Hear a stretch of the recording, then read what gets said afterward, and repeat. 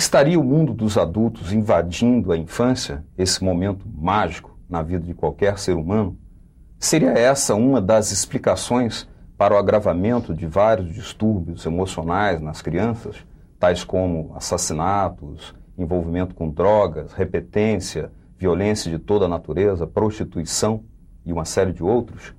Para discutir esse tema, o programa Cidadania desta semana convidou a sexóloga e educadora Jerusa Figueiredo Neto, bem como a psicóloga e terapeuta psicoterapeuta infantil, Sandra Bácara, que também é professora de psicologia do CEUB, aqui em Brasília. Eu iniciaria perguntando à doutora Sandra Bácara que explicações vê para o surgimento de vários outros distúrbios emocionais nas crianças, especialmente numa sociedade que ingressa firmemente numa era da informação, ou pelo menos que se chama era da informação. Me parece que o que tem gerado, o que a gente tem considerado como os maiores problemas hoje, passa pela família e passa, obviamente, pela sociedade, A família enquanto uma micro-sociedade. Um dos processos que mais nos preocupa, Você falou da questão do mundo adulto invadindo a criança. O que mais nos preocupa é a falta de limite, Cobrar de uma criança atitudes adultas, exigir que a criança saiba responder ao meio sem que ela tenha sido ensinada e principalmente sem que ela tenha um modelo para que ela possa, onde ela possa se basear. Eu acho que a questão do limite ficou por muito tempo no Brasil muito mal visto, Confunde-se muito limite com repressão. Mas quando a gente fala em limite, a gente está falando da transmissão de valores, de regras, de normas. A gente está falando da criança saber aonde ela pode ir, aonde não, e com isso aprender a respeitar o outro, a estabelecer hierarquia. E com isso, a gente, com a pressa que se vê também, criança muito cedo na escola sendo cobrada de atitudes, crianças com agendas enormes onde você não consegue uma brechinha para brincar. Me parece que falta também muito o espaço do lúdico, o espaço da brincadeira. Essas são questões que a gente gostaria de discutir aqui, porque me parecem muito sérias hoje. Doutora Jerusa, nessa sociedade que cada vez mais dedica um grande espaço do seu tempo, quase todos os cidadãos, pelo menos uma boa parte dos cidadãos, ao contato com as novas tecnologias de comunicação, a televisão, o rádio, mas a internet também e outras que estão surgindo, isso não significa uma perda, exatamente como falava a doutora Sandra Bácara, para a dedicação ao lúdico, à brincadeira, à verdadeira infância? Nós temos dois grandes problemas, eu concordo com tudo que a professora Sandra falou, e eu vou um pouquinho mais além, Nós temos dois grandes problemas na atualidade. Um problema foi a revolução sexual, que se deu de uma forma muito forte durante esse século, sobretudo com a mudança do papel social sexual da mulher, Tudo o que ocorreu com a mulher. Isso significou uma mudança nos padrões, ou na instituição do matrimônio e na instituição da família. Por outro lado, a dificuldade de se lidar com o prazer. O prazer é o grande problema da sociedade ocidental. Há mais de 2.000 anos, a gente tem concretamente uma sociedade que tem dificuldade de lidar com o prazer. E essa dificuldade, ela nasce na sociedade grega, e ela nasce na sociedade romana, e nasce na sociedade judaica. Quer dizer, não é uma coisa só cristã, é uma coisa que tem origens muito mais profundas e muito mais remotas. Então, nós temos atualmente uma sociedade que rejeitou a instituição da família, sobretudo através de toda uma teoria sociológica, econômica, e rejeitou também duas outras instituições de extremo poder do ponto de vista formativo da sociedade, que é a escola, a educação, a instituição educacional e a igreja. A igreja não é a igreja cristã, mas a igreja de um modo geral. Então, o que aconteceu? Por outro lado, como você bem falou, Beto, houve todo um desenvolvimento, sobretudo nessa segunda metade desse século, dos meios de comunicação. Hoje se estabeleceu, vamos dizer assim, uma riqueza muito grande da comunicação global. Embora essa riqueza comunicacional não tenha ocorrido do ponto de vista do grupo, do ponto de vista da comunicação interpessoal. E isso produziu uma força influenciadora muito grande sobre a sociedade, ocupando esse vazio que a família doente de coma, a igreja doente de coma e a escola doente de coma não ocuparam. Só que hoje a família está resgatando seu espaço, a igreja está resgatando seu espaço e naturalmente a escola também, até porque a sociedade está se dando conta que sem o fortalecimento dessas instituições, o futuro é bastante negativo, a perspectiva de futuro.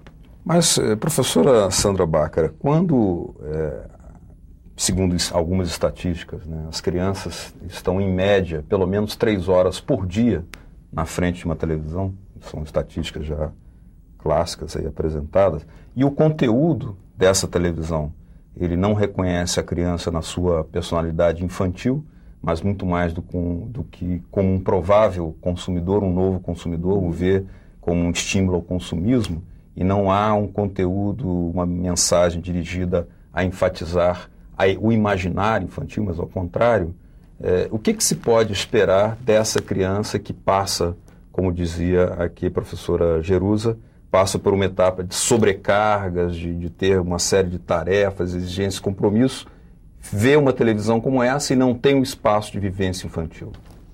Eu acho que, além de não ter o espaço de vivência infantil, não tem o que a professora Jerusa levantou, que é o espaço familiar.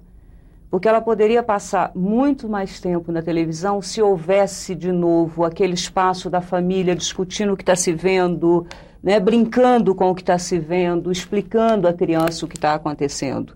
Eu costumo dizer que eu acho que o problema não é a televisão me dá o que eu quero. Né? Se eu vejo, se eu ligo, se eu permito que meu filho esteja ali, eu concordo com você, eles estão simplesmente dizendo à criança, consuma isso. Né? Nós não temos mais o Sítio do Pica-Pau, se bem que ainda está sendo reproduzido, né? Não temos mais o Vila Sésamo, quer dizer, os programas educativos foram trocados pelos programas de consumo. É a lei do nosso capitalismo.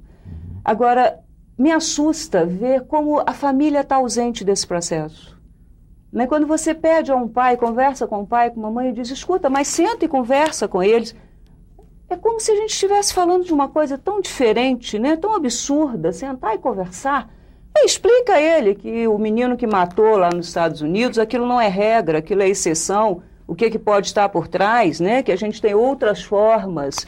Ou vai lá para baixo, vai pular corda, vai brincar de amarelinha, vai brincar de pique, né? Ensina as crianças. Porque eu acho que as crianças não brincam porque a gente não ensina elas. As brincadeiras que nós fizemos, pelo menos a minha geração ainda brincou muito, nós não ensinamos. E quando você se dispõe a ensinar, a criança gosta. Essa coisa de que ele só gosta do computador, o computador é fantástico, a internet é ótima, mas quando há esse espaço, né, esse espaço afetivo, porque o brincar é um grande espaço afetivo, quando esse espaço existe, a criança gosta e a gente vê a criança reproduzir isso. Então a televisão deixa de ser a babá eletrônica e ela passa a brincar com os amigos, né, a reproduzir com os amigos aquilo que ela aprendeu no ambiente familiar. Né? E é com grande prazer que a gente ouve a criança dizer assim, não, meu pai me ensinou a brincar de pique, meu pai me ensinou a pular corda. Né? E isso a gente está perdendo, é isso que eu sinto muito. Né? Eu não critico a televisão está fazendo o que eu quero, o que eu compro. Eu critico, sim, nós adultos que não estamos dizendo à criança como pode ser. Né? Esse espaço que eu acho que a gente perdeu. Negar a tecnologia não dá mais. Né? A nossa criança precisa aprender a lidar com o computador, com o controle remoto, aquele monte de botãozinho que para nós adultos às vezes é ameaçador. Precisa, essa é a vida que está aí. Mas eu acho que a gente pode humanizar um pouco mais essa vida. Está faltando essência, né? Está faltando humanização desse processo. E isso vai ser feito na família. Né? Isso vai ser feito no convívio, no amor. Essa coisa piegas que a gente fala do diálogo, do amor, né? Da relação. Essa coisa ficou fora de moda, né? A gente falava isso, as pessoas olhavam assim. Eu acho que a gente tem que resgatar isso. Que é resgatar a criatividade. Agora, insistindo ainda nesse conteúdo dos meios de comunicação, alguns especialistas criticam o que passou a ser chamado como uma forte dose de erotização precoce, que as mensagens dos meios de comunicação não. o formato das apresentadoras, o gestual, a vestimenta, certos diálogos, a insinuação de certas músicas. Tudo isso talvez não venha acompanhado para as crianças de uma possibilidade de encontrar algo mais natural, um tipo de educação que fosse mais natural para o despertar da sexualidade. Como é que fala isso? O impacto da questão sexual continua. Quer dizer, há todo um diálogo aberto social sobre sexo, mas ninguém fala sobre sentimentos, sobre vivências pessoais, nem consigo mesmo, nem com os demais, certo? Quer dizer, esse assunto continua sendo tabu. Os meios, vamos dizer assim, os meios empresariais descobriram, junto com a mídia, que sexo vende. E a partir daí, há uma exploração extrema. Por que o sexo vende? Primeiro, porque está falando de algo que continua a ser proibido. Segundo, porque está falando do espaço do prazer. Um prazer que se diz que é o único, ou pelo menos o mais importante, que é o prazer sexual. Sem se entender o prazer sexual dentro do seu contexto e da sua dimensão mais ampla, mas entendendo o prazer sexual reduzido ao prazer genitalizado, aquele que está no âmbito da relação sexual. Então, o que está se passando para a criança, e aí é o grande espaço da mídia e a força da mídia, é uma imagem, uma fantasia, uma brincadeira que não é infantil, é adulta. Então, o imaginário da criança, a criatividade da criança está sendo trabalhada e elaborada não no âmbito daquele tipo de vivência que é preparatória para uma fase adulta saudável. Como, por exemplo, as brincadeiras infantis, antes, elas giravam em torno do sistema familiar. Quer dizer, brincar de casinha, brincar de jogos de disputas, brincar de comércio, né? O supermercado e tudo isso. Então, todas essas brincadeiras, elas iam preparando, de uma forma muito rudimentar, uma vivência adulta para a paternidade e a maternidade responsável, para uma vivência familiar integrada e para o exercício de uma profissão, certo? Na medida em que a profissão entrava no imaginário infantil. Hoje, essa fantasia continua sendo estimulada, mas só que essa fantasia não está no âmbito do desenvolvimento pleno da pessoa, está no âmbito reducionista do erotismo. Então, o que é que nós vemos? Nós vemos, por exemplo, que as bonecas de maior sucesso, né, são as bonecas que representam atrizes, que representam showwomans, né? Então, são bonecas adultas e os seus artefatos é o carro esporte, é o guarda-roupa cheio de vestidos, não é o bebezinho que a boneca tem como antes tinha, é o seu namorado, né? Então, é o mundo que a mídia explora, porque é o mundo do mercado capitalista. Ou seja, é o mundo da venda, do marketing, né? Então, aquela garota e aquele garoto, ele não sonha com uma profissão tradicional, como ser médico, engenheiro ou jornalista. Sonha exatamente com aquela profissão, o professor, né? Sonha com aquela profissão que é aquela que lhe dá um status, né, imediato. Isso tanto para a menina como para o menino. Quer dizer, a gente vê o quê? A gente vê o mundo dos modelos, né? A gente vê o mundo do futebol, porque está na exposição da mídia, e a gente vê o mundo da música. Então, as pessoas querem ser cantores ou trabalhar em bandas, né? Quer dizer, é aquele mundo que a mídia realmente retira a pessoa do espaço do anonimato e põe na popularização, mas, sobretudo, totalmente sedimentado numa aquisição econômica muito forte, muito intensa. Só que a maior parte das crianças, eu diria 99,9%, não tem acesso a esse mundo. E os pais criam uma expectativa nos seus filhos de que um dia eles vão pertencer. E desprepara para que eles vivam outro tipo de vida. Então, vem a frustração, vem a incapacidade de, como a professora falou, de desenvolver uma atividade lúdica, criativa, de sentir prazer no que vê, no que ouve, no que põe na boca, no que toca, né? e, sobretudo, o prazer da companhia, da amizade. Então, o outro é o teu inimigo, certo? O outro é teu possível competidor. Quer dizer, o outro não é teu parceiro de brincadeiras, nem é teu parceiro de vida. Surge uma inaptidão para ações de solidariedade, de companheirismo. Isso, porque é uma individualização muito forte. E um outro comprometimento extremo é no aspecto da comunicação, como a professora falou. Porque comunicar-se com a televisão, comunicar-se com o vídeo, né? Eu alugo o vídeo e assisto o filme. Ligar para um 0900 ou um 0800, entrar em contato pela internet, né?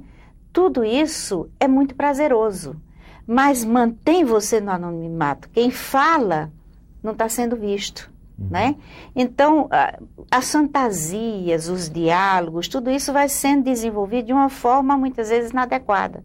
E quando a pessoa entra em contato, ela não sabe expressar sentimentos, ela não sabe expressar ideias, ela não sabe defender posicionamentos, ela não sabe como atuar entre outras pessoas.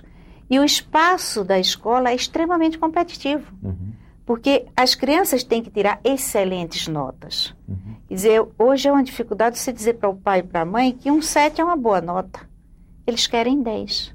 E eles dizem, meu filho, não é mais nota 10, certo? Isso cria uma pressão e uma frustração constante, quer dizer, permanente. Aí entra a questão do prazer. Quer dizer, se eu não consigo ter prazer com a minha brincadeira, se eu não consigo ter prazer com os meus amigos, se eu não consigo ter prazer dentro da família, como a professora Sandra ressaltou, se eu não consigo ter prazer no meu desempenho acadêmico, na minha escola, profissionalmente também não vou sentir prazer. E isso já começa a ser gerado, o trabalho é difícil, é tenso, é desagradável. Hoje a gente vê essa queixa, inclusive, na juventude adulta. A gente vê uma rejeição muito grande da juventude adulta de entrar nesse mercado de trabalho, porque não se vê o trabalho como uma fonte de prazer, mas como uma obrigação para uma sobrevivência que responde a necessidades que vão além da própria sobrevivência. São necessidades criadas como, por exemplo, ter o carro último tipo ou a televisão de quantas polegadas? 70? Não sei quantos.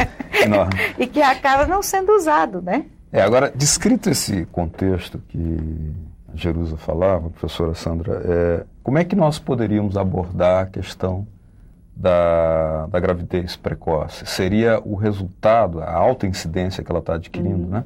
Seria resultado exatamente dessa impossibilidade de vivenciar com plenitude os prazeres da infância e antecipar de alguma forma os conflitos da vida adulta? E uma coisa séria que eu estava pensando enquanto Jerusa falava, né? Nós não estamos ensinando a criança a prever consequências.